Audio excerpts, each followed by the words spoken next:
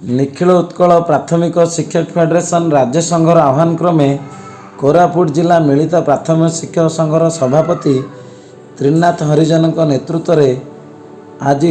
माननीय मुख्यमंत्री श्रीजुक्त नवीन पट्टनायक उद्देश्य तीन दफा दाबी नहीं जिलापाल और जिला शिक्षाधिकारी को दाबीपत्र प्रदान कर कोरापुट जिलार 14टी ब्लॉकर समस्त वर्गर शिक्षक शिक्षयित्री मिलित भाव स्थानीय संस्कृति भवन एक शोभायात्रा बाहरी जिलापाल और जिला शिक्षाधिकारी को दाबीपत्र जणाइछन्ति।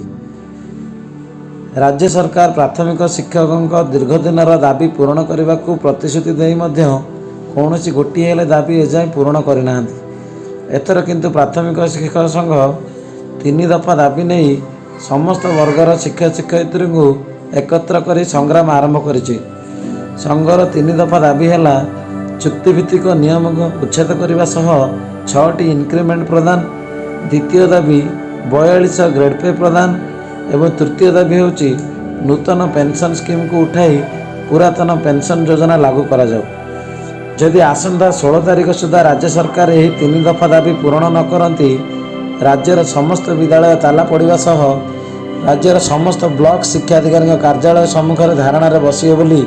संघ चेतावनी देइछि। यही शोभायात्रा समस्त ब्लॉकर नेतृत्व नहीं सभापति संपादक माने निज निजर ब्लॉकर समस्त शिक्षक शिक्षयित्री को एकत्र करी यही शोभायात्रा को सफल करने मुख्य भूमिका ग्रहण करथिले। मिलित प्राथमिक शिक्षक संघर साधारण संपादक राजेंद्र साहू, संयोजक गजनी चंद्रशेखर, उपदेष्टा गोकुल चंद्र प्रधान और पी हरिश्चंद्र राव और जयपुर ब्लॉक सभापति देवीप्रसाद दास, सुशील प्रेम,